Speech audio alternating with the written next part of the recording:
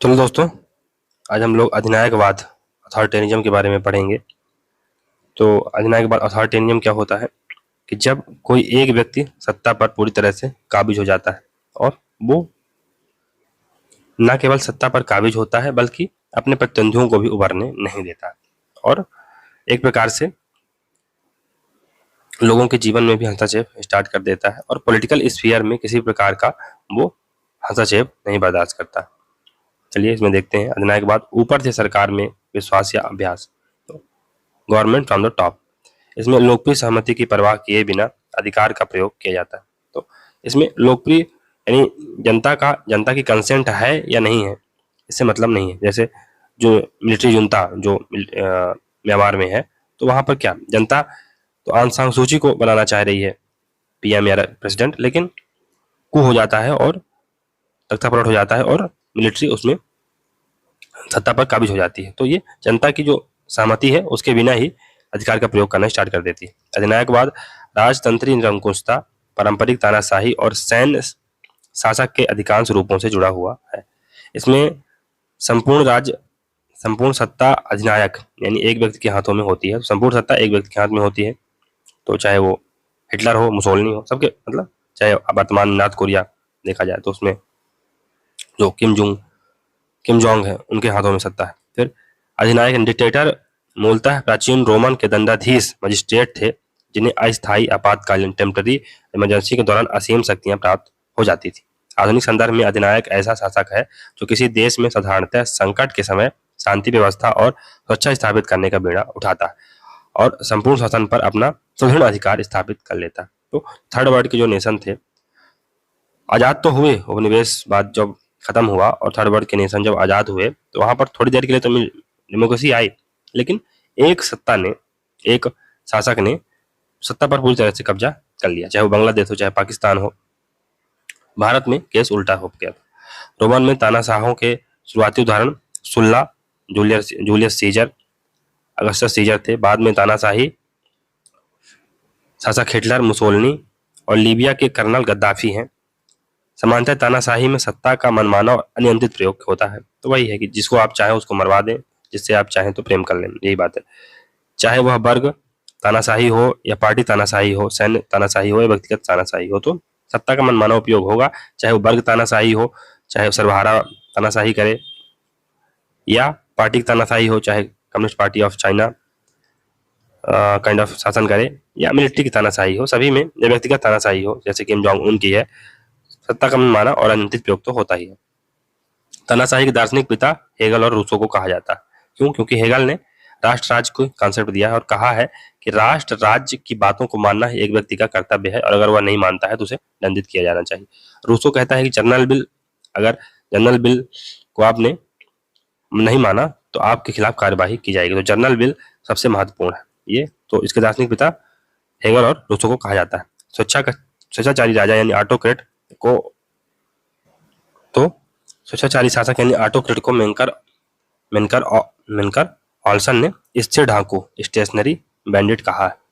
Dictatorship, तो इसमें अधिनायकवाद में बहुत सारे प्रकार आते हैं। इसमें इटली का फांसीवाद आता है जिसे मुसोलिनी द्वारा लीड किया जा रहा था। जर्मनी का नाजीवाद है, हिटलर द्वारा लीड किया जा रहा था। स्पेन में जनरल फ्रैंको थे। पुर्तगाल में सालाजार था। लैटिन अमेरिका में सैन जुंटा था। अधिनायकवाद की उत्पत्ति प्रथम विश्व युद्ध 1914 से 18 के बीच में हुई थी, कि बेसिकली बाद में हुई थी। इटली में 1922 से 1943 के बीच में रहा। जर्मनी में 1933 से 1945, पुर्तगाल में 1933 से 1974, ऑस्ट्रिया में 1934 से 1938, ग्रीस में 1936 से 1941, स्पेन में 1939 से 1975 तक मुख्य अधिनायकवादी देश रहे। 1990 के दशक के उत्तरार्ध के बाद से यूएसएसआर के कई उत्तराधिकारी राज्यों में लोकतांत्रिकरण की प्रक्रिया धीमी हो गई और कुछ राज्यों ने इसे उलट दिया। इन राज्यों को कैरोथर्स ने तानाशाही और उदार लोकतंत्र के बीच एक ग्रे जोन कहा है। तो कैरोथर्स ने क्या कहा है इन राज्यों को? तानाशाही और उदार लोकतंत्र के बीच एक ग्रे जोन कहा है। तो मालदोवा, कजाकिस्तान, उज्बेकिस्तान और बेलारूस जैसे देशों को यूरोप की आखिरी तानाशाही कहा जाता है। दिसंबर 2011 के संसदीय चुनावों के बाद रूस में निर्देशित लोकतंत्र यानी डायरेक्टेड डेमोक्रेसी है या चुनावी अधिनायकवाद यानी इलेक्टोरल अथॉरिटेरिज्म का रूप सामने आया है कि डेमोक्रेसी तो है लेकिन वो डायरेक्टेड है, किसके द्वारा? पुतिन के द्वारा। यानी पुतिन जो कहेंगे वही डेमोक्रेसी है, बाकी कुछ नहीं। अल्फ्रेड कोवा, तानाशाही डिक्टेटरशिप, तानाशाही एक व्यक्ति की सरकार है, तो ये किम जोंग उन की सरकार, जिसने, या हिटलर की सरकार है, जिसने मुख्य रूप से अपनी स्थिति विरासत द्वारा प्राप्त नहीं की है। हालांकि किम जोंग उन तो विरासत द्वारा प्राप्त किया है अपनी शक्ति, लेकिन हिटलर और मुसोलिनी जैसे जो शासक थे उन्होंने विरासत में सत्ता नहीं पाई थी, अपितु बल या सहमति से। तो हिटलर ने सहमति से, इवन डेमोक्रेटिक प्रोसेस से वो आया था शासन सत्ता में। तथा सामान्य रूप से दोनों के संयोजन, और जनरली दोनों के संयोजन से ये लोग सत्ता में आते हैं। कार्ल फ्रेडरिक और विजंस्की के अनुसार अधिनायकवादी शासकों को कभी कभी 6 पॉइंट सिंड्रोम के माध्यम से पहचाना जाता है। 6 पॉइंट सिंड्रोम, तो 6 पॉइंट सिंड्रोम क्या है? एक तो इसमें एकाधिकारिक विचारधारा होती है, एक ऑफिशियल आइडियोलॉजी होती है, तो जर्मनी की या मुसोलिनी की एक ऑफिशियल आइडियोलॉजी थी। एक सर्वशक्तिशाली नेता के नेतृत्व में एक दलीय राज्य, तो एक वन पार्टी स्टेट होता है, एक ही पार्टी होगी, और फॉर एग्जाम्पल चाइना। तो यह आतंकवादी पुलिसिंग की प्रणाली है, तो सिस्टम ऑफ टेररिस्ट पुलिसिंग, अगर आपने थोड़ा चूं चपर की तो खत्म। जनसंचार के साधनों पर एकाधिकार होगा, तो चाइना देखते हैं कि चाइना के स्वयं के ट्विटर फेसबुक है, और जो कुछ भी अगर आपने अपने भी, यानी चाइना के ट्विटर या फेसबुक काइंड ऑफ जो थिंग्स हैं उसमें आपने कोई गलत बात लिख दी तो आपका अकाउंट तुरंत ब्लॉक हो जाएगा, दोबारा आप भी ब्लॉक हो जाओगे, मिलोगे नहीं। सशस्त्र युद्ध के साधनों का एकाधिकार, तो आम जो कम्बैक्ट होते हैं उस पर पूरी तरह से मोनोपोली होती है। आर्थिक जीवन के सभी पहलुओं पर राज का नियंत्रण होता है, तो यहाँ पर आर्थिक जीवन के सभी पहलुओं पर भी मतलब स्टेट ही इकोनॉमी को कुल मिला के गाइड करेगी। अब हम लोग फांसीवाद को देखते हैं। फांसीवाद को, तो फांसीवाद, फासिज्म शब्द इटालियन शब्द फैसिको से बना है, जिसका अर्थ है लकड़ी का गट्टर, जो एकता व अखंडता और शक्ति का प्रतीक है। फांसीवाद मुसोलिनी ने गढ़ा। फांसीवाद किसने गढ़ा था? मुसोलिनी ने, और 1922 में यह उसके शासन का पर्याय बन गया। 20वीं शताब्दी के दूसरे दशक के पश्चात मुसोलिनी के नेतृत्व में इटली में जिस विचारधारा का प्रादुर्भाव हुआ उसे फांसीवाद के नाम से जाना जाता है। फांसीवाद एक विचारधारा भी थी और एक आंदोलन भी था। तो अगर पूछा जाए कि फांसीवाद क्या था, तो एक विचारधारा भी थी और एक ये आंदोलन भी था। यह राज्य के कार्यों व व्यक्ति और समाज के संबंधों की व्याख्या करने वाली अधिनायकवादी विचारधारा थी, जिसके आधार पर बेनेटो मुसोलिनी ने इटली के सामाजिक, आर्थिक और राजनीतिक जीवन को संगठित किया। इतालवी फांसीवाद का नारा था 1789 मर चुका है, यानी फ्रांसीसी जो क्रांति है मर चुकी है। यह नारा फ्रांस की क्रांति के बाद राजनीतिक चिंतन पर हावी हुआ कि अब 1789 मर चुका। तर्कवाद, प्रगति, स्वतंत्रता और समानता जैसे मूल्यों को संघर्ष, नेतृत्व, शक्ति, वीरता व युद्ध के नाम पर बदल दिया गया। तो जो इक्वलिटी, लिबर्टी, इक्वलिटी, फ्रेटर्निटी की बात की गई थी 1789 की क्रांति में, उसको अब संघर्ष से, नेतृत्व से, शक्ति से, वीरता से, युद्ध के नाम से बदल दिया गया। प्रथम विश्व युद्ध के पश्चात इटली की धार्मिक दुर्व्यवस्था, दुर्बल शासन व्यवस्था, जमींदारों व पूंजीपतियों में साम्यवाद का भय, मजदूर हड़तालें थी, महंगाई, बेरोजगारी आदि ने फांसीवाद को जन्म दिया। तो फांसीवाद को किसने जन्म दिया? इटली की धार्मिक दुर्दशा थी, शासन व्यवस्था बहुत ज्यादा कोई चाक चौबंद वाली नहीं थी, अच्छी नहीं थी। जमींदारों व पूंजीपतियों में साम्यवाद का डर था, कहीं साम्यवाद ना आ जाए। फिर भूख, मजदूर की हड़तालें थी, महंगाई थी, बेरोजगारी थी। इसने फांसीवाद को जन्म दिया, एक ऐसे नेता को जो इन सब चीजों से छुटकारा दिलाने का वादा कर सके। फिर उसने बेनेटो मुसोलिनी के सबल नेतृत्व का सहारा मिल गया। वास्तव में फांसीवाद राष्ट्रवाद को आड़ बनाकर सत्ता प्राप्ति का प्रबल साधन सिद्ध हुआ। इसके बल पर मुसोलिनी 20 वर्ष से अधिक समय तक तानाशाही शासन संचालित करता रहा। तो इसने राष्ट्रवाद का मुखौटा ओढ़ा और सत्ता पर काबिज हो गया कि हम दिलाएंगे जो इटली की जो वास्तविक जो पुरानी जो अस्मिता है उसको फिर से हम उजागर करेंगे, हम ही हैं जो इटली को उसके पुराने गौरव को दिला सकते हैं। तो ये राष्ट्रवाद उमड़ा और लोगों को मतलब लोगों को काइंड ऑफ बरगलाया गया। उसने तत्कालीन समाजवादी सरकार से असंतुष्ट व्यापारियों को सरकारी नियंत्रण से मुक्त कर, जमींदारों को किसी संघों द्वारा समर्थित पुनर्वितरण से मुक्ति का, मिल मालिकों को और पूंजीपतियों को मजदूरों की हड़तालों तथा साम्यवाद से मुक्ति का, असुरक्षा से ग्रसित मध्यम वर्ग को सुरक्षा का आश्वासन दिया। उसने सबको आश्वासन दिया। व्यापारियों को कहा कि आपको सरकारी नियंत्रण से मुक्त कर दिया जाएगा, जमींदारों को कहा कि आपको कृषक संघों से मुक्त कर दिया जाएगा, और मिल मालिकों को और पूंजीपतियों को कहा कि मजदूरों की हड़तालों और साम्यवाद से आपको मुक्ति दिला दी जाएगी। तो इस प्रकार उसने सभी को कुछ न कुछ दिया। सबको इटली के अपमान का बदला लेने और उसके महान व सबल राष्ट्र बनने का आह्वान किया कि हम पुराना जो इटली है उसको फिर से जगाएंगे। मुसोलिनी ने कहा था, मेरा कार्यक्रम कार्यवाही है, वार्ता नहीं। तो मैं वार्ता नहीं करता, मैं कार्यवाही करता हूँ, एक्शन लेता हूँ। यही फांसीवाद का सार है। यह आज दक्षिणपंथी राजनीतिक विचारधारा है जो एक्सट्रीम राइट विंग आइडियोलॉजी है, जो दोनों विश्व युद्धों के बीच में उदारवाद और साम्यवाद के विकल्प के रूप में सामने आई थी। दो विश्व युद्ध हुए थे, उसमें ये उसके बीच में ये उदारवाद और साम्यवाद के विकल्प के रूप में सामने आई थी। हालांकि ये विकल्प साबित हो नहीं सके। फांसीवाद को जन्म देने वाली परिस्थितियां कौन कौन सी थी? तो 1861 में राजा विक्टर इमैनुअल के द्वारा इटली में पिडमोंट संविधान तैयार कराया गया, जिसके द्वारा इटली में ब्रिटिश संसदीय प्रणाली जैसी सरकार की स्थापना की गई। तो ये पहली परिस्थिति थी। दूसरी, 1914 के प्रथम विश्व युद्ध में इटली में अराजकता की अग्नि को और अधिक प्रज्वलित कर दिया। 1917 की रूसी क्रांति का प्रभाव इटली में भी दिखाई देने लगा। इटली की जो काइंड ऑफ इकोनॉमिक और जो कंडीशन थी, उससे ये डर लग रहा था कि कहीं ना कहीं साम्यवादी क्रांति इटली में भी हो जाएगी। सितंबर 1920 में मध्यवर्ती व उत्तरी इटली के कारखानों में श्रमिकों ने हिंसा का सहारा लेकर कारखानों का स्वामित्व अपने हाथ में ले लिया। फिर 28 अक्टूबर 1922 को मुसोलिनी के नेतृत्व में फांसीवादी दल ने हिंसात्मक क्रांति कर रोम पर चढ़ाई, मार्च ऑन रोम। 1922 में यह हुआ था, मार्च ऑन रोम। 1922 तक यह स्पष्ट होने लगा कि इटली का फांसीवादी दल राजनीतिक उद्देश्यों की प्राप्ति के लिए हिंसा का प्रयोग करेगा। दल के औपचारिक घोषणा पत्र ने 1921 में घोषित किया कि फांसीवाद का उद्देश्य सामाजिक अव्यवस्था के स्थान पर व्यवस्था स्थापित करना है, यानी सामाजिक अव्यवस्था के स्थान पर व्यवस्था स्थापित करना है, राष्ट्रीय विघटन को रोकना है। इन उद्देश्यों की पूर्ति के लिए फांसीवादी दल ने इटली की राजनीतिक सत्ता को हथिया लिया। जनवरी 1925 में संवैधानिक व्यवस्था को तिलांजलि देकर फांसीवादी आदर्शों के अनुकूल इटली के राज्य को गढ़ा गया। मुसोलिनी का 1922 में इटली में की सत्ता में आने के लिए किया गया आंदोलन फांसीवाद कहलाता है। तो जो मुसोलिनी ने इटली की सत्ता में आने के लिए 1922 में जो आंदोलन किया था उसे फांसीवाद कहा जाता है। फांसीवाद की यह धारणा थी कि राज्य असंबद्ध व्यक्तियों से मिलकर नहीं बनता, यह ऐसे व्यक्तियों से मिलकर बनता है जो समाज में विविध कार्य करने वाले समुदायों के रूप में संगठित होते हैं। फांसीवाद सिद्धांत की रचना मुसोलिनी ने एल्फ्रेडो रोक्को व गिबोनी जेंटाइल के साथ मिलकर 1920 से 30 के मध्य की थी।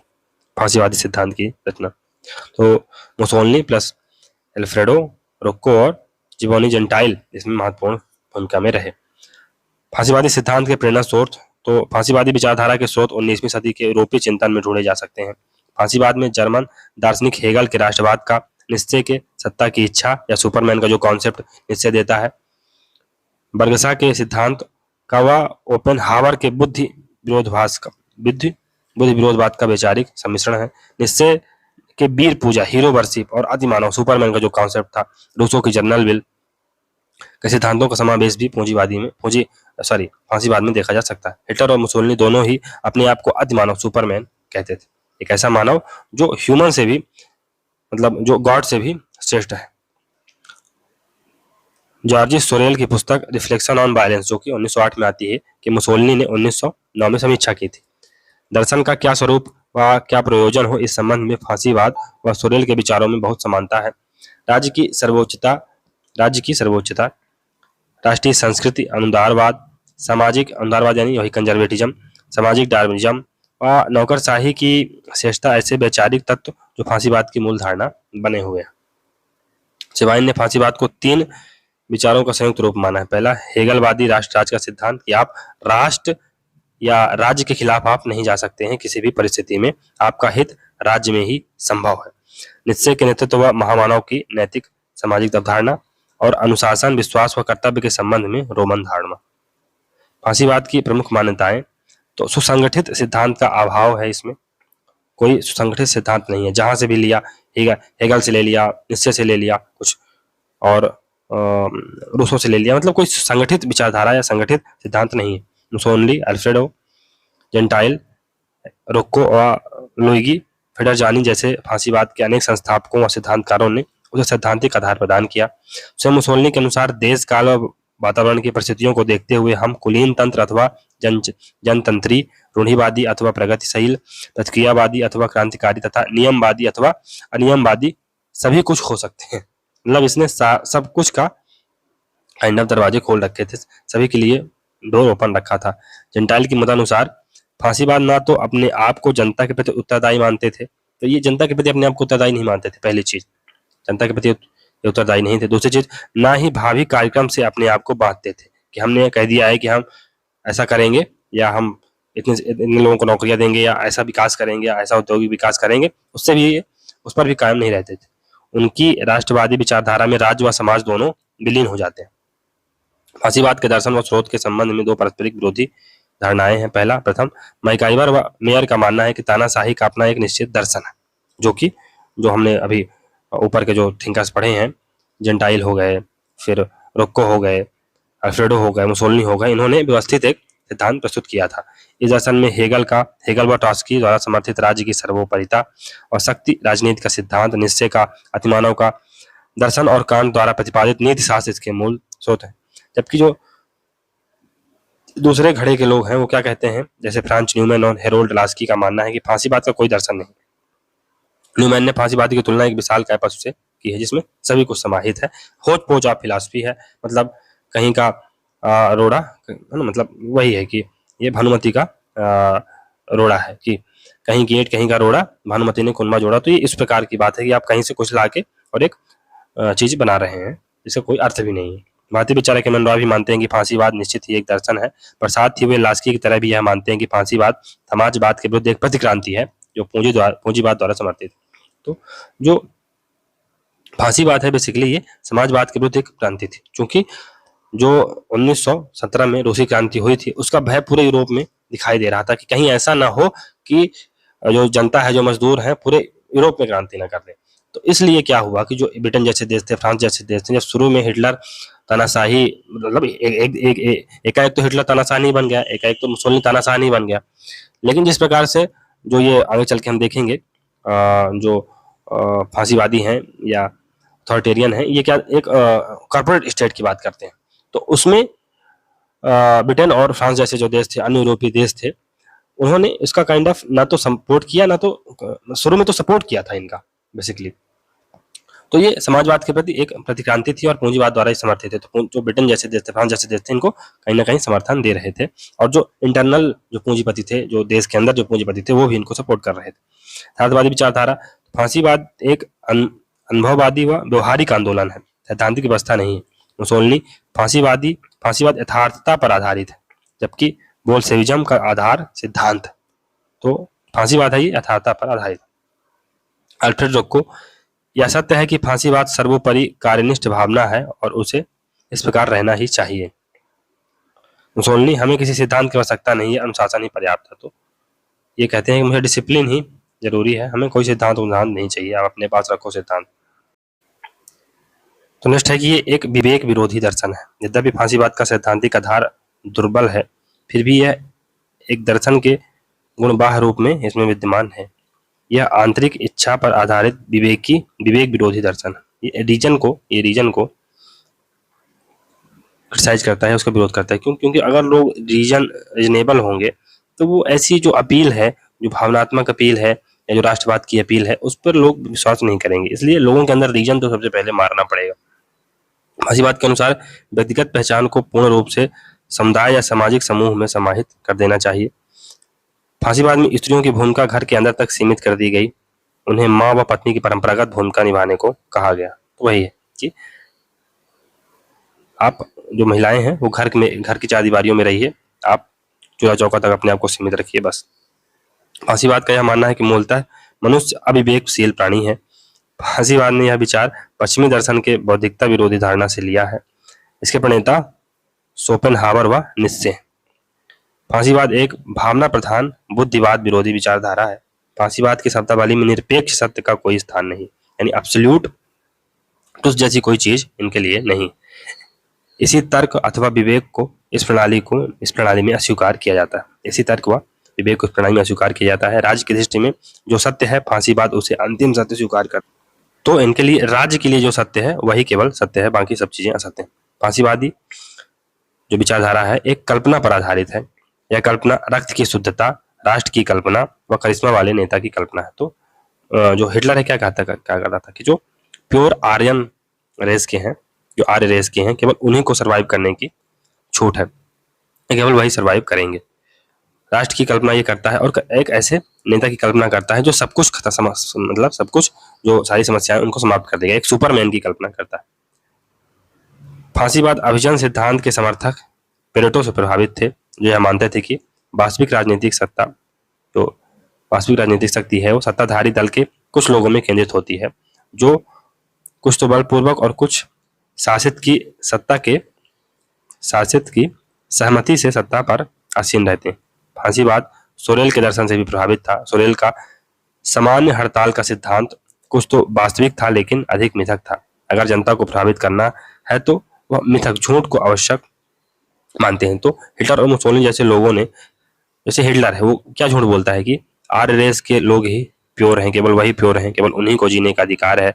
जो आर्य रेस के बच्चे हैं वो कभी कमजोर नहीं हो सकते हैं, और अगर आर्य रेस में कोई कमजोर बच्चा पैदा होता है तो उसे मार दो। ये सब क्या है? ये मिथक है, ये मिथक है। मुसोलिनी ने इसका अनुसरण करते हुए कहा कि हमने अपना मिथक बना लिया है। हमारा मिथक है राष्ट्र व राष्ट्र की महानता।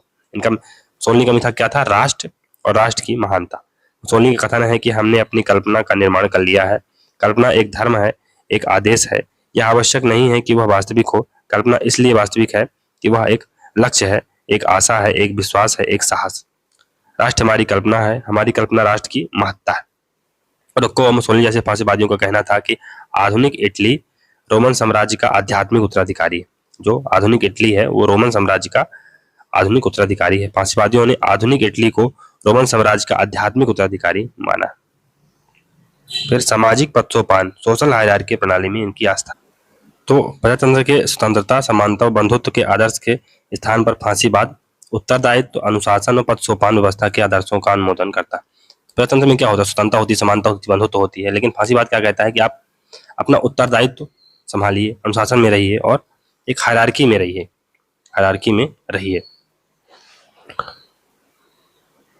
फिर क्योंकि ये आदर्श व्यक्ति को अपनी संकीर्णताओं से ऊपर उठाकर राष्ट्रीय जीवन की पूर्ण धारा में डाल देते हैं। क्या? उत्तरदायित्व, अनुशासन और पक्षोपान। ये कहा जाता है कि राष्ट्र आपके लिए क्या कर सकता है ये मत पूछो, आप राष्ट्र के लिए क्या कर सकते हो ये जानो तुम। फासिन डार्विन की योग्यतम की विजय, सर्वाइवल ऑफ द फिटेस्ट के सिद्धांत का अनुयायी है तथा सामाजिक डार्विनिज्म में विश्वास रखता है कि जो लोग श्रेष्ठ हैं, जो लोग इटालियन ब्रीड के हैं, केवल वही सर्वाइव करेंगे। समता व समानता का विरोधी है ये, तो सामाजिक असमानता में विश्वास रखता है। रातावादी जो दर्शन है कि आधारशिला क्या? स्वतंत्रता है, किंतु फांसीवादी दर्शन की आधारशिला व्यवस्था है। व्यवस्था नहीं बिगड़नी चाहिए, संता चाहे बिगड़ जाए, और स्वतंत्रता के स्थान पर विधि, व्यवस्था व अनुशासन के आदर्शों की स्थापना करता है। हेगलवादी स्वतंत्रता की धारणा की पुनर्स्थापना फांसीवाद द्वारा की जाती है। हेगलवाद की भांति फांसीवाद भी मानता है कि व्यक्ति की सच्ची स्वतंत्रता का निवास राज्य की विधियों के आज्ञा पालन में है। तो फांसीवाद का क्या मानना है कि व्यक्ति की सच्ची स्वतंत्रता कहाँ है? अगर हम, जो राज्य है, जो रूल बनाता है, जो कानून बनाता है, उसी कानून को हम फॉलो करते हैं, तभी हम सच्ची स्वतंत्रता प्राप्त कर सकते हैं। ऐसा हेगल भी बोल रहा था। स्वतंत्रता कोई नैसर्गिक वस्तु नहीं है, राज्य की नैतिक व आध्यात्मिक स्वतंत्रता का स्रोत है। तो राज्य ही नैतिक व आध्यात्मिक स्वतंत्रता का स्रोत है, स्वतंत्रता कोई नैसर्गिक वस्तु नहीं। जेंटाइल के शब्दों में स्वतंत्रता की यह नवीन परिभाषा इस प्रकार है: अधिकतम स्वतंत्रता राज्य की अधिकतम शक्ति के साथ मेल खाती है। यानी जितनी ज्यादा राज्य की शक्ति होगी उतनी ज्यादा आपके पास स्वतंत्रता होगी। कितनी बेवकूफी भरी बात ये करता है। मतलब अगर जैसे भारत सरकार है, अगर बहुत ज्यादा उसके पास शक्ति हो जाए, आपके साथ वो कुछ भी कर सकते हैं, तो ऐसा कहा जाता है कि आप उतने ज्यादा स्वतंत्र होंगे। जितनी ज्यादा इसकी शक्ति बढ़ेगी राज्य की, उतनी ज्यादा तो आप परतंत्र होंगे ना। लेकिन ये उल्टा बोल रहा है। अंकतवादी राज्य की धारणा, फांसीवाद की राज्य की धारणा लोकतांत्रिक न होकर अभिजातवादी है, एलिटिस्ट है व निरंकुशतावादी है। इसमें सरकार का संगठन लोकप्रिय प्रतिनिधित्व द्वारा न होकर राष्ट्र के महत्वपूर्ण समुदायों को प्रतिनिधित्व देकर किया जाता है। फांसीवादी राज्य एक अभिजन वर्गीय, कुल मिला के एलिट स्टेट है, जिसमें राजनीतिक सत्ता दल के कुलीन अल्पसंख्यक वर्ग के हाथों में केंद्रित होती है। तो इसमें राजनीतिक सत्ता दल के कुलीन अल्पसंख्यक वर्ग के हाथों में होगी। तो ये मोदी जी और अमित शाह के हाथ में होगी, ये राहुल जी के हाथ में होगी सत्ता के। ये ऐसी टाइप की व्यवस्था है कि सत्ता में जो राजनीतिक सत्ता दल है उनके भी कुछ चुनिंदा लोग हैं जहां पर पूरी सत्ता निवास करेगी। राष्ट्रीय हित क्या है, इसका बोध जन समूह को नहीं होता है। तो जनता नहीं जानती है कि राष्ट्रीय हित क्या है। कौन जानता है? वही मुट्ठी भर लोग। दूसरे शब्दों में राष्ट्र की संप्रभुता का निवास जनता में ना होकर राष्ट्रीय राज्य में होता है। निगमात्मक राज्य यानी कारपोरेट स्टेट की स्थापना करते हैं ये। तो राज्य का निर्माण व्यक्तियों द्वारा न किया जाकर राष्ट्र की सर्वोच्चता में विश्वास करने वाले समुदायों के द्वारा किया जाता है। तो राष्ट्र की जो निर्माण है किससे हुआ है? ऐसे समुदायों से जो राज्य की या राष्ट्र की सर्वोच्चता में विश्वास करते हैं। ये व्यक्ति द्वारा इसका निर्माण नहीं किया गया। संगठित की गई राष्ट्रीय परिषद के शीर्ष स्थान पर कार्यपालिका की शक्ति का होना आवश्यक है, जो उसे निर्देश प्रदान करे। सरकार के प्रशासन की प्रथम आवश्यकता एकता, अनुशासन व शक्ति की है। फांसीवाद राज्य का निगमात्मक स्वरूप प्रस्तुत करता है। इसमें एक दलीय राज्य पूंजीपतियों व श्रमिक के बीच नियंत्रक व मध्यस्थ है। निगमनात्मक व्यवस्था न समाजवादी है और न पूंजीवादी है। उसका लक्ष्य राज्य शक्ति की निरंतर अभिवृद्धि है।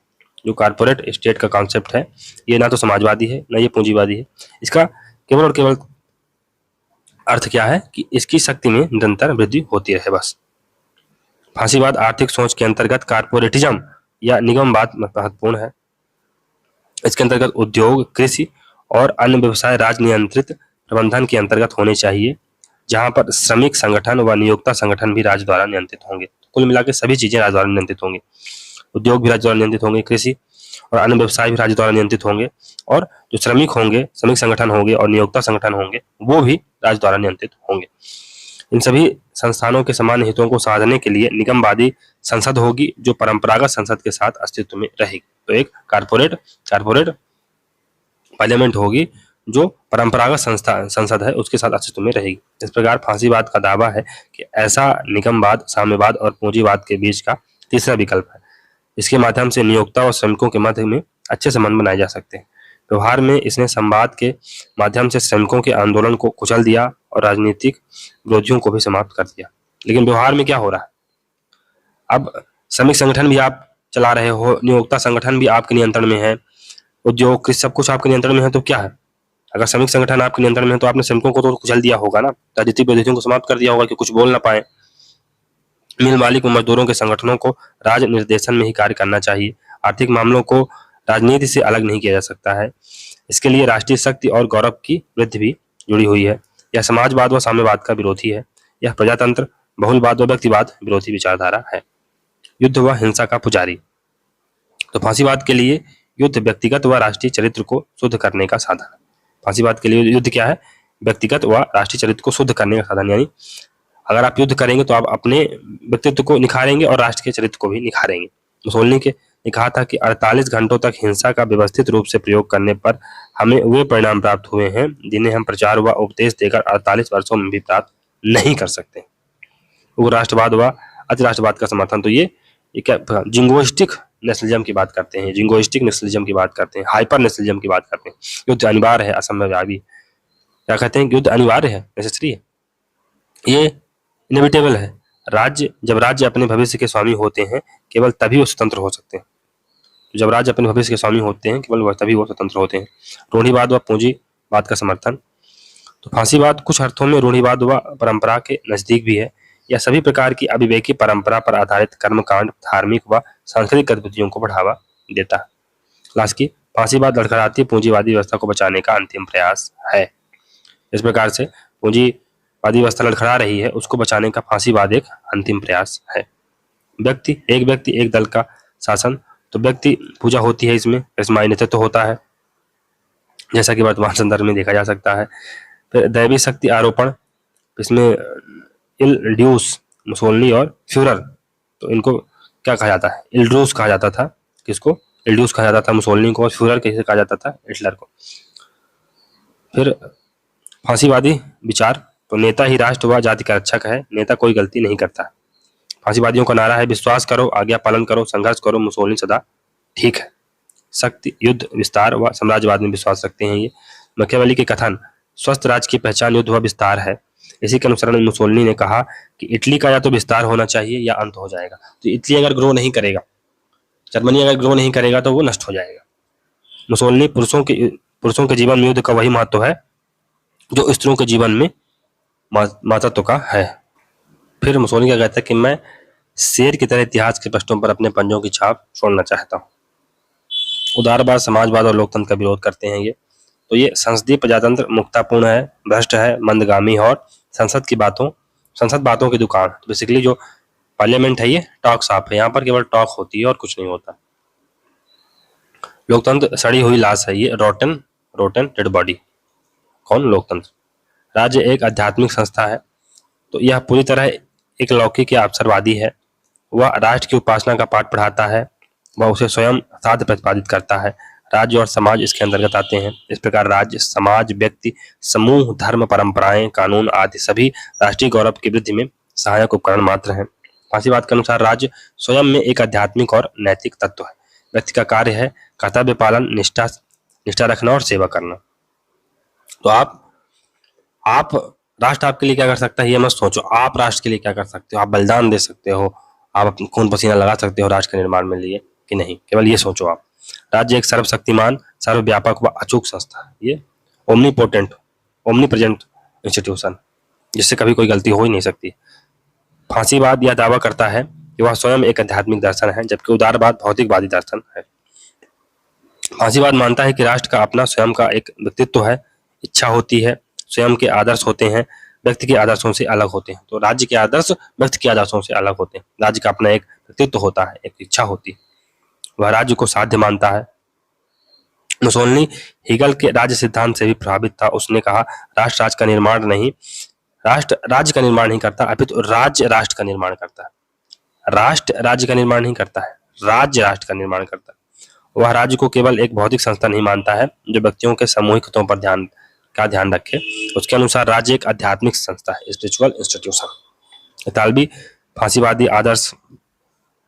फांसीवाद अनिवार्य रूप से राज्यवाद, स्टेटिज्म का चरम रूप है। यानी कि आप एक चरम लेवल पे स्टेट को ले जाइए कि स्टेट के बाहर कुछ भी नहीं, जो कुछ भी है स्टेट के अंदर है, स्टेट से परे कुछ नहीं। स्टेट के खिलाफ आप जा ही नहीं सकते। अगर स्टेट आपको फांसी भी दे रहा है, आपको मार भी रहा है, तो आप स्वतंत्र हो रहे हैं। हीगल यही ना कहता था कि अगर स्टेट आपको जेल में भेज रहा है तो उसका मतलब है कि आप स्वतंत्र हो रहे हैं, आप उसकी बात को मानिए, उसकी बातों को बुरा मत मानिए आप। राष्ट्रभक्ति को नागरिकों का सबसे बड़ा सद्गुण बताया गया है। जेंटाइल के शब्दों में सब कुछ राज्य के लिए है, राज्य के बाहर कुछ नहीं, राज्य के खिलाफ कुछ नहीं। तो सब कुछ राज्य के लिए है। There is everything for state, there is nothing against the state, there is nothing which is above the state. यह राज्य को आणविक नहीं सावयवी मानता है, ऑर्गेनिक है जो फलता फूलता और बढ़ता है। और अगर राज्य यानी इटालियन राज्य अगर बढ़ेगा नहीं, फलेगा फूलेगा नहीं, तो समाप्त हो जाएगा।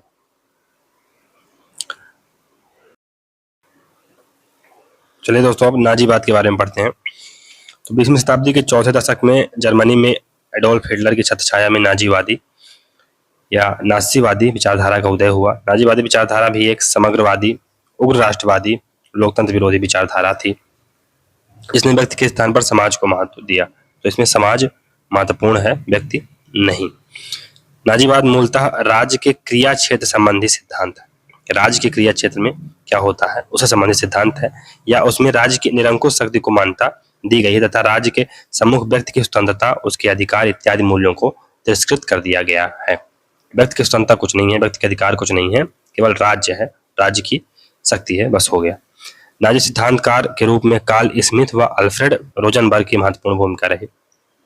जे.एस. रुसेक का मत है कि नाजीवाद एक मिली जुली विचारधारा, यही हाच पौच फिलॉसफी है, जिसमें हेगल, जेम्स रोजनबर्ग व गोएबल्स के विचारों का सम्मिश्रण है। नाजी दल, जिसे national socialist German workers party भी कहा जाता है, national socialist German workers party भी कहा जाता है, ने 1933 में जर्मनी के वाइमर गणतांत्रिक संविधान को तोड़ मरोड़ कर सत्ता प्राप्त कर ली। प्रथम विश्व युद्ध में जर्मनी की पराजय के साथ जर्मन साम्राज्य का विघटन हो गया। दूसरी तरफ हारे हुए जर्मन राष्ट्र पर वर्साई की संधि थोपी गई। जर्मनी को अनेक शोषणकारी प्रतिबंध ला दिए गए। राष्ट्रीय अपमान व निराशा के इस वातावरण में नाजीवाद को फलने फूलने का उचित अवसर मिला। हिटलर ने लोगों के सम्मुख लोकतंत्र की इन दुर्बलताओं को उजागर किया और बताया कि केवल नाजीवादी दल देश को इन राजनीतिक बीमारियों से मुक्त करा सकता है। परिणाम स्वरूप जर्मनी में नाजीवाद का उदय हुआ। तो बेसिकली उस समय जो जर्मनी था काइंड ऑफ एक अनस्टेबल पोजीशन में था।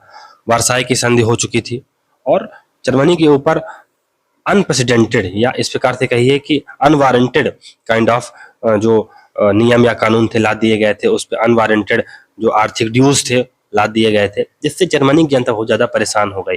बहुत ज़्यादा प्रतिबंध लगा दिए गए थे जर्मनी पर।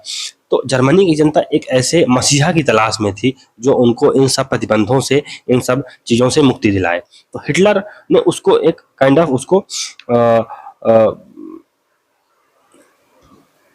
बुलाने का काम करता है इन सब परिस्थितियों को, और वो एक राष्ट्रवादी नेता उभर कर सामने आता है जिसे जनता एक मसीहा मानती है। तो नाजी दल जर्मनी में राजनीतिक सत्ता का स्वामी बन गया। सत्ता में आते हिटलर ने विरोधी दलों का दमन किया, विशेषकर साम्यवादियों का। जर्मनी को सैनिक दृष्टि से संगठित कर हिटलर ने वर्साई की संधि को तोड़ना शुरू कर दिया। राष्ट्रसंघ की अवहेलना करते हुए पड़ोसी राज्यों पर युद्ध द्वारा जर्मनी का आधिपत्य स्थापित करना प्रारंभ कर दिया। तो उसने वर्साई की संधि को काइंड ऑफ तोड़ना, अपने आप को मजबूत किया, इंडस्ट्रियलाइज किया, और देखते देखते जर्मनी बहुत आगे चला गया दशक साल में। तो ये काइंड ऑफ उसकी विचारधारा थी, और राज्य को वो सब कुछ मानता था, व्यक्ति को कुछ नहीं मानता था। राज्य के लिए व्यक्ति समर्पित हो सकते थे। फिर हिटलर की पुस्तक मेरा संघर्ष, मेन कैंप, एक अत्यंत लोकप्रिय पुस्तक सिद्ध हुई, जिसमें उसने जर्मनी के भविष्य की रूपरेखा तैयार की। हिटलर के बारे में थोड़ा सा समझते हैं। तो जर्मन नाजी तानाशाह हिटलर एक ऑस्ट्रियाई सीमा शुल्क अधिकारी का बेटा था। वह 1919 में जर्मन वर्कर्स पार्टी, बाद में नेशनल सोशलिस्ट NSDAP या नाजी पार्टी NSDAP पार्टी बनी, में शामिल हो गया। 1921 में इसका नेता बन गया। 1933 में जर्मनी के चांसलर नियुक्त हुआ और स्वयं को एक फ्यूरर लीडर के रूप में घोषित कर दिया। इसी समय उसने एक दलीय तानाशाही वन पार्टी डिक्टेटरशिप की स्थापना की। अपनी ऑटोबायोग्राफी मेन कैंप में 1925 में आती है में उल्लेखित हिटलर के विश्व दृष्टिकोण की केंद्रीय विशेषता इतिहास के एक सिद्धांत में विस्तारवादी जर्मन राष्ट्रवाद, यानी कि एक एक्सपेंडिंग या एक्सपेंशनिस्ट जर्मन नेशनलिज्म को अपनाने व विरोधी यहूदीवाद को समाप्त करने का प्रयास किया था।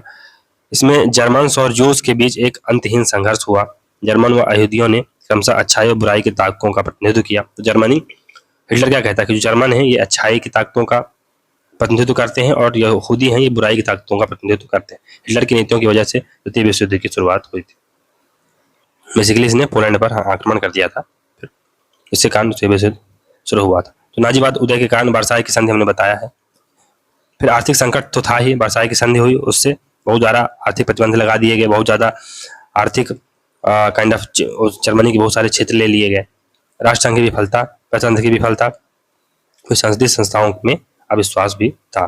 फिर नाजीवाद के मूल सिद्धांत हैं, इसमें ये सिद्धांत में अविश्वास, किसी भी सिद्धांत में अविश्वास करते हैं। तो नाजीवाद सिद्धांत में कम विश्वास करता है, उसकी आस्था एक्शन में। आप थ्योरी पर नहीं, एक्शन पर फोकस करिए। इसके साथ ही प्रोपेगेंडा या प्रचार में गहरी आस्था रखता है। फिर जो नजाती रेशियल सुप्रीमेसी है इस पर ये विश्वास रखता है। ये गैर आर्य यानी जो यहूदी लोग हैं इनको ये शासन करने के योग्य नहीं मानता है। जर्मन राष्ट्रीय समाजवाद यानी जर्मन नेशनल सोशलिज्म राज्यवाद की बजाय रेशलिज्म, जाति श्रेष्ठता, आर्यवाद पर आधारित था। एक दलीय शासन था। तो जो हिटलर की पार्टी थी, क्या नाम था पार्टी का? NSDAP या नाजी पार्टी शासन कर रही थी। फिर युद्ध का समर्थक था ये नाजी तानाशाही। तो नाजीवाद का सही स्वरूप अधिनायकवादी था। व्यक्ति के शरीर, उसकी आत्मा पर राज्य का संपूर्ण नियंत्रण करना नाजीवाद का सर्वोच्च लक्ष्य था। इस लक्ष्य की प्राप्ति के लिए कठोर व्यवस्थाएं निर्मित की गई थी। तो आगे चल के हम लोग जब हमने उसको पढ़ा था हन्ना अरेंट को, तो उसने जो टोटलिटेरियनिज्म की परिभाषा दी कि टोटलिटेरियनिज्म मतलब टोटलिटेरियनिज्म अधिनायकवाद एक अधिनायकवाद ही है। मतलब ये इतनी एक्सट्रीम विचारधारा है कि इसको परिभाषित करने के लिए कोई शब्द ही नहीं।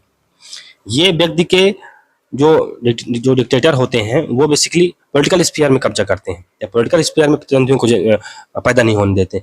लेकिन ये जो तानाशाही है या नाजी तानाशाही है, ये व्यक्ति के घर में, व्यक्ति के विचारों में, व्यक्ति के पर्सनल स्फीयर में ये कॉन्ट्रैक्ट करने का प्रयास करती है कि आप बच्चे पैदा करेंगे तो जो राज्य बोलेगा वो पैदा करेंगे, आप बच्चे पैदा करेंगे तो नीली आंखों वाले पैदा करेंगे, आप किससे शादी करेंगे राज्य डिसाइड करेगा। तो ये काइंड ऑफ जो प्लेटोवादी व्यवस्था थी साम्यवाद की, उस पर यह प्रेरित था। हिटलर की फ्यूरर अर्थात सर्वोच्च नेता घोषित कर उसकी अंधभक्ति व पूजा नाजीवाद ने की। वही है कि व्यक्ति पूजा की जाती थी इसमें। नाजीवाद की इन प्रणालियों से जर्मनी का समाज एक बंद समाज, क्लोज सोसाइटी बन गया रहा था। नाजीवाद एक निकृष्ट कोटि का अधिनायक तंत्र था जिसमें एक व्यक्ति हिटलर का वर्चस्व था। उग्र राष्ट्रवाद उसका सच्चा समर्थक था। फिर सैन्य शासन, मिलिट्री रिजिम्स। सैन्य शासन तानाशाही की एक व्यापक श्रेणी से संबंधित है। लैटिन अमेरिका, मध्य पूर्व अफ्रीका व दक्षिण पूर्व एशिया में सैन्य तानाशाही आम रही है, लेकिन यह स्पेन, पुर्तगाल और ग्रीस में 1945 के बाद की अवधि में भी उभरी।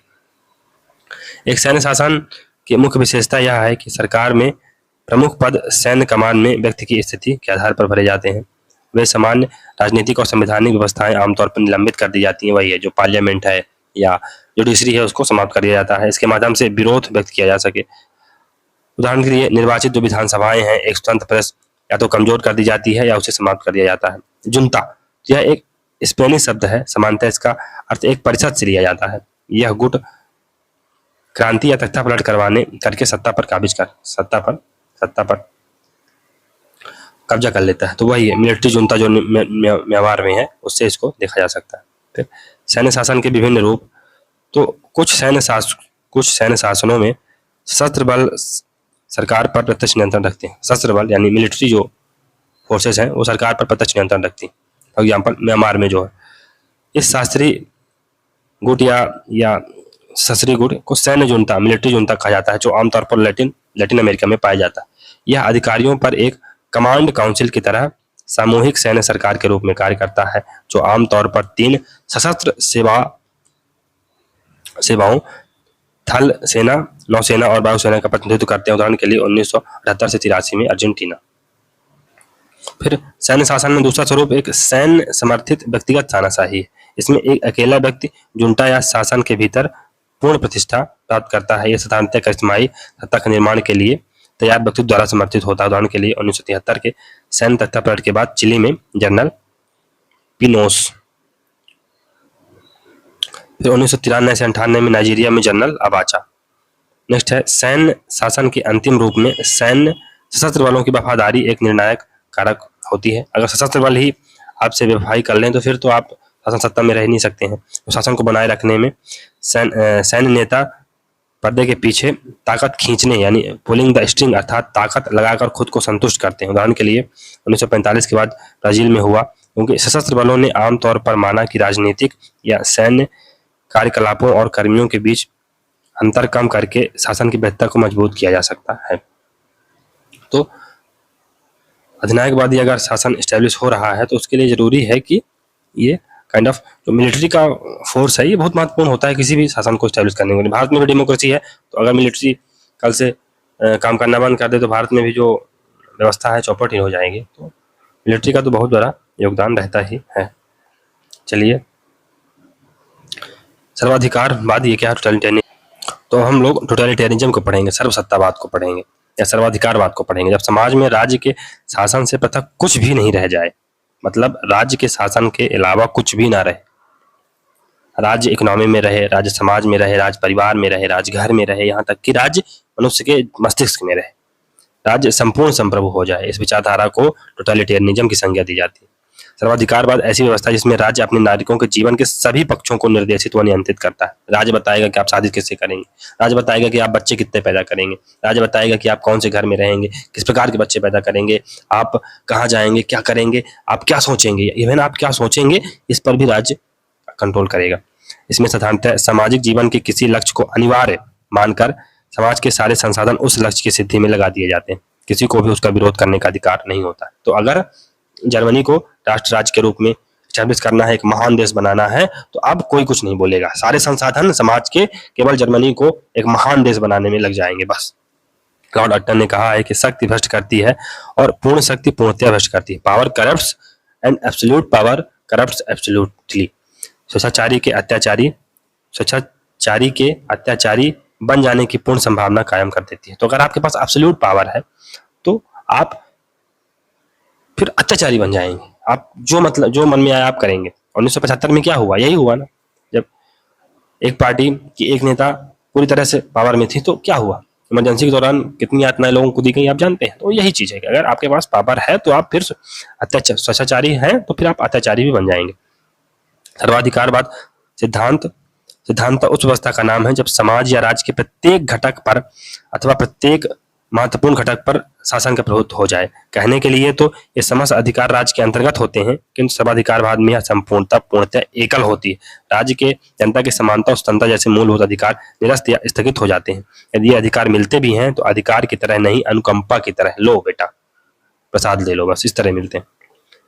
शासन की एकल संप्रभुता और जनता के मौलिक अधिकारों का अभाव सर्वाधिकारवाद के दो आधारभूत लक्षण है। सर्वाधिकारवाद जनता के व्यक्तिवाद यानी इंडिविजुअलिज्म को तो निरस्त करता है, किंतु स्वयं के लिए व्यक्ति पूजा, पर्सनल यानी वर्शिप, हीरो वर्शिप को प्रारंभ करता है। भाई हिटलर की पूजा करो आप, मुसोलिनी की पूजा करो आप, वर्तमान में जो लोग हैं उनकी पूजा करो आप। व्यक्ति पूजा का ही परिणाम है कि मुसोलिनी को ड्यूस, हिटलर को फ्यूरर नाम से पुकारा जाने लगा।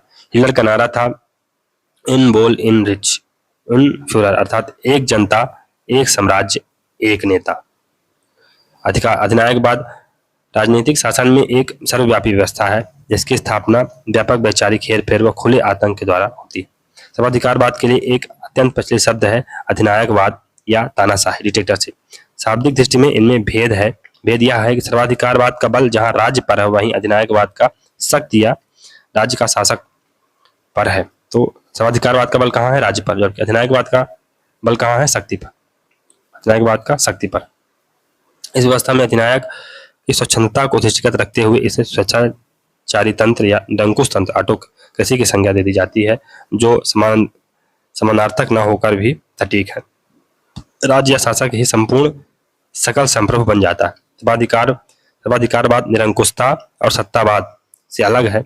यह राजनीतिक विरोध को दबाने के साथ साथ सामाजिक और व्यक्तिगत अस्तित्व के हर पहलू का राजनीतिकरण करना चाहता है। तो जो टोटलिटेरियनिज्म है ये जीवन के हर पहलू का राजनीतिकरण कर देता है, जबकि जो अथॉरिटेरियनिज्म है ये केवल राजनीतिक विरोध को दबाने का काम करता है। तो अधिकारवाद का एक विशिष्ट चक्र है। सबसे पहले डिक्टेटरशिप आएगी, दूसरा इसमें नेशनलिज्म घुसा दिया जाएगा और फिर आप साम्राज्यवाद को बढ़ाएंगे। तो हिटलर क्या कहता था कि हिटलरवासी या आर्यन रेस वाले इतने महान हैं कि उन्हें इस छोटे से जर्मनी में रहने की जरूरत नहीं है, उनका पूरा विश्व ही पूरा घर है, तो वो इस प्रकार मैं कब्जा कर लूंगा पूरे विश्व में एक दिन। अधिनायक के लिए राष्ट्र एक लॉन्चिंग पैड होता है जहां से वह साम्राज्यवाद की छलांगे लगाने की योजना बना रहा होता है। उसको एक बेसिकली लॉन्चिंग पैड मिल गया, एक घर मिल गया, अब वहां से वह पूरे विश्व को कब्जा करने की बात करेगा। सर्वाधिकारवाद के तीन प्रकार हैं। पहला है दक्षिणपंथी, जिसमें राष्ट्र, धर्म या जात के नाम पर सर्वाधिकारवाद की स्थापना की जाती है। उदाहरण के लिए प्राचीन या मध्यकालीन धर्मतंत्र या आधुनिक कालीन फांसीवाद या नाजीवाद। तो यहाँ पर राष्ट्र, धर्म व जात के नाम पर टोटलिटेरियनिज्म की स्थापना की गई थी। तो जर्मन राष्ट्र राज के नाम पर, फिर ईसाइयत के नाम पर, और जो आर्यन रेस है उसके नाम पर जो हिटलर और है ना फांसीवादी और नाजीवादी व्यवस्था कायम हुई थी। दूसरा है वामपंथ, तो इसमें समाज, संघ अथवा साम्यवादी सिद्धांत के नाम पर सर्वाधिकारवाद की स्थापना होती है। उदाहरण के लिए मार्क्स के दर्शन के समर्थक जैसे लेनिन, स्टालिन, हो ची मिन, माओ त्से-तुंग और फिदेल कास्ट्रो, ये इस समाज, संघ और साम्यवादी सिद्धांत के नाम पर टोटलिटेरियनिज्म की स्थापना करते हैं दोनों एक ही। और तीसरा है अन्य शासन तंत्र या वैचारिकवाद। सर्वाधिकारवाद और फांसीवाद के मध्य संबंध। प्रत्येक फांसीवादी सर्वाधिकारवादी होता है, किंतु प्रत्येक सर्वाधिकारवादी फांसीवादी नहीं होता। प्रत्येक फांसीवादी जो कि हिटलर का समर्थक है वो सर्वाधिकारवादी होगा, वो व्यक्ति के हर जीवन पे, हर पहलू पर आक्रमण करने की कोशिश करेगा, लेकिन जरूरी नहीं है कि सर्वाधिकारवादी फांसीवादी हो। तो जो मुसोलिनी था वो फांसीवादी नहीं था, सॉरी फांसीवादी तो था, मतलब ये कुल मिला के ये है कि जो फांसीवादी है वो सर्वाधिकारवादी होगा ही होगा, लेकिन सर्वाधिकारवादी जरूरी नहीं है कि फांसीवादी हो। सर्वाधिकारवादी, हाँ इसमें एक आप इसको ऐड कर सकते हैं, सर्वाधिकारवादी तो काइंड ऑफ स्टालिन भी था, फिदेल कास्ट्रो भी थे, लेकिन ये फांसीवादी नहीं थे, ये बात है। लेकिन जो फांसीवादी होगा वो सर्वाधिकारवादी होगा। तो जो हिटलर और मुसोलिनी जैसे जो लोग हैं ये सर्वाधिकारवादी तो थे। फिर महत्वपूर्ण पुस्तकें हैं, तो हिटलर की है मेन कैंप, मेरा संघर्ष। ए रोक्को की है the political doctrine of fascism. B Mussolini की है the political and social doctrine of fascism 1932 में, पॉलिटिकल डॉक्ट्रिन ऑफ फासिज्म, और मुसोलिनी की है the political and social doctrine of fascism. William Ebenstein की है the Nazi state. G Gentile की है the philosophical basis of fascism, और George Sorel की है रिफ्लेक्शन ऑन वायलेंस। चलिए यहाँ से ये वीडियो समाप्त होता है सर्वाधिकारवाद के लिए या अथॉरिटेरियनिज्म के लिए। तो दोस्तों आपसे अपील है कि आप वीडियो को लाइक करें, सब्सक्राइब करें, चैनल को सब्सक्राइब करें, वीडियो को लाइक करें और शेयर करें वीडियो को दोस्तों ज़्यादा से ज़्यादा। और अगर आप चैनल की मदद करना चाहते हैं, चैनल को ग्रो करने में एक महत्वपूर्ण मील का पत्थर बनना चाहते हैं, तो मेंबरशिप या थैंक्स के ऑप्शन भी खुले हुए हैं आपके लिए। तो अगर आपको ये मेहनत मेरी अच्छी लग रही है तो आप उसका भी यूज कर सकते हैं। चलिए मिलते हैं अगले वीडियो में, तब तक के लिए goodbye, thank you very much for discussion.